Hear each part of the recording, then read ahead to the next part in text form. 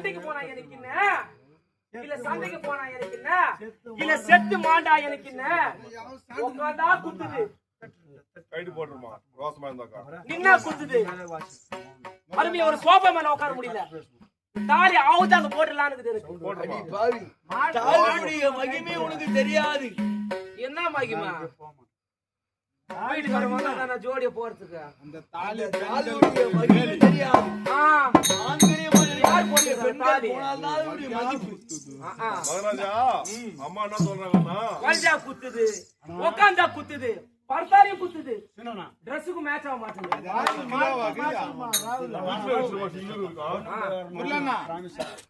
Kilo Wahida மகராஜா kilo வகிதான் Thaliya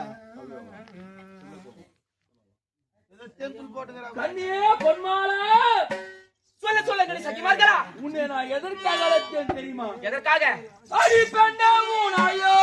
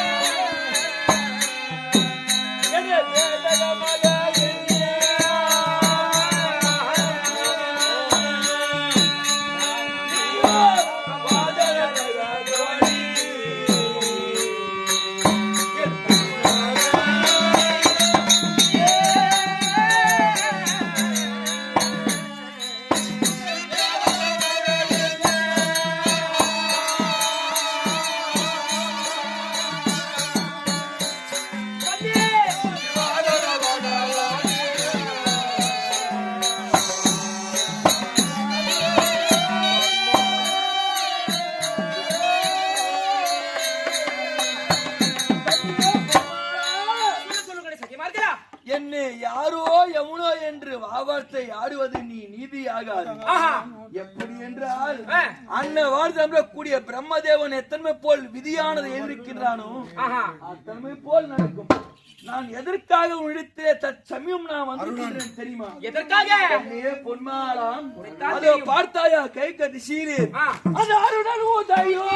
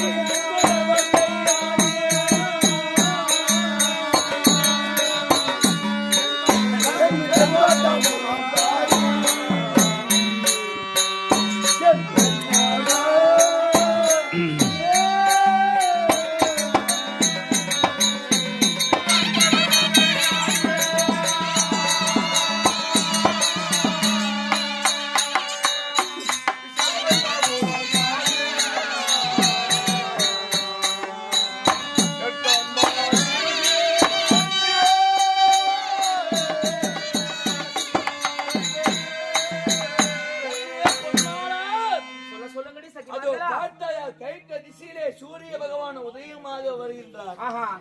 அதற்காக நானோ போர்க்காலம் கொண்டு செஞ்சோர்க்கு கடன் தீர்க்க போர்க்காலம் யுத்தத்திற்கு போக வேண்டும். ஆகையால் நான் தற்சமயம் யாருக்காக பரிந்து நான் யார் மீது யுத்தத்திற்கு போகின்றேன் தெரியுமா கண்ணி? யார் மீது? கண்ணியே பொன்மாளா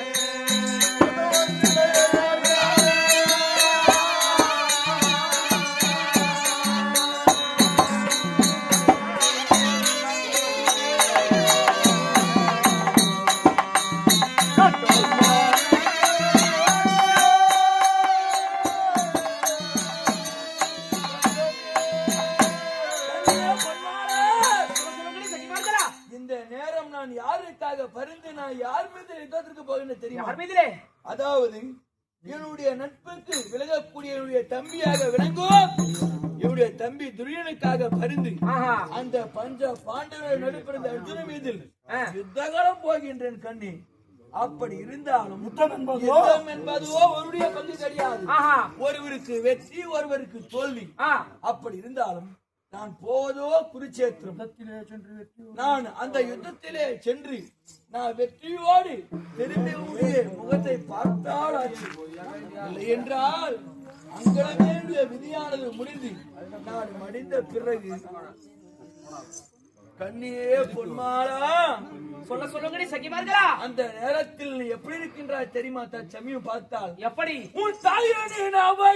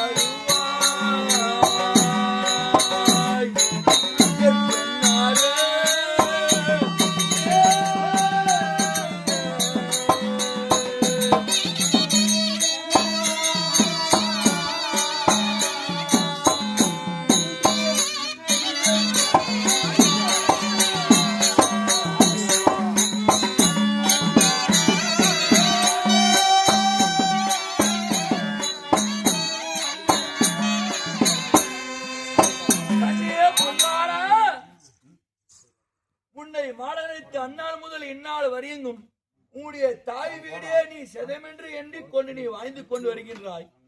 அப்படி இருந்தாலும் நல்ல முறையோடு இந்த திரையில் நடுவில் இருந்து தாம்பூலம் தருவாய் என் கண்ணி. அப்படி இருந்தாலும் தற்சமயம் நான் எப்படி போகின்றேன் தெரியுமா?